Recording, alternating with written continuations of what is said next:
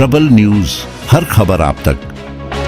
નમસ્કાર દર્શક મિત્રો, હું છું હનીફ મલેક, આપની સાથે આપ જોઈ રહ્યા છો પ્રબલ ન્યૂઝ। હવે આજે આપણે વાત કરીશું મહત્વના સમાચાર વિશે। સમાચારમાં વધુમાં આગળ વાત કરીએ તો સિદ્ધપુરના ગામધણી ભગવાન શ્રી ગોવિંદરાજે માધવરાયજીનો 229મો પટોત્સવ ધામધૂમથી ઉજવાયો। સિદ્ધપુરના ગામધણી તરીકે જાણીતા ભગવાન શ્રી ગોવિંદરાજી માધવરાયજીનો 229મો પટોત્સવ મહાસુદ તેરસને તારીખ 22 ફેબ્રુઆરી 2024 ગુરુવારના રોજ ખૂબ જ ધામધૂમથી ઉજવાયો। વિવિધ ધાર્મિક કાર્યક્રમો સાથે ઉજવવામાં આવ્યો હતો। ભગવાનના પટોત્સવ નિમિત્તે વહેલી સવારે પ્રભાત ફેરી, ત્યારબાદ મંગળા આરતી, ભગવાનનો શૃંગાર, આરતી સંસ્કૃત મહાવિદ્યાલયના વિદ્યાર્થીઓ દ્વારા ભગવાનની સમક્ષ ભાગવત ગીતાના 11મા અધ્યાયનું પઠન કરવામાં આવ્યું હતું।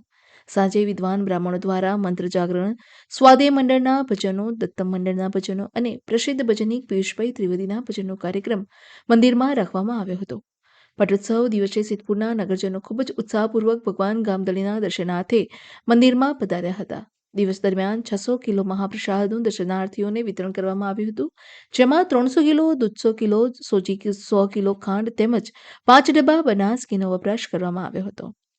ભગવાન શ્રી ગામધણીનો પટોત્સવ સફળ બનાવવા ગોવિંદ માધવ મંદિર કમિટીના પ્રમુખ દીપકભાઈ શેઠ, ઉપપ્રમુખ કમલેશભાઈ ઠાકર, મંત્રી પ્રદીપભાઈ યોગી, ખજાનચી હરેશભાઈ ઠાકર, ટ્રસ્ટીઓ શ્રી નિલેશભાઈ ભટ્ટ, અવિનાશભાઈ પરીખ, જેઠાભાઈ ઠાકર, પૂનમભાઈ પંડ્યા, કમલભાઈ પાદ્યા, દિલીપભાઈ ઠાકર, પ્રફુલાબેન પંડ્યા તેમજ પૂજારી પરિવાર સહિત જહેમત ઉઠાવી હતી।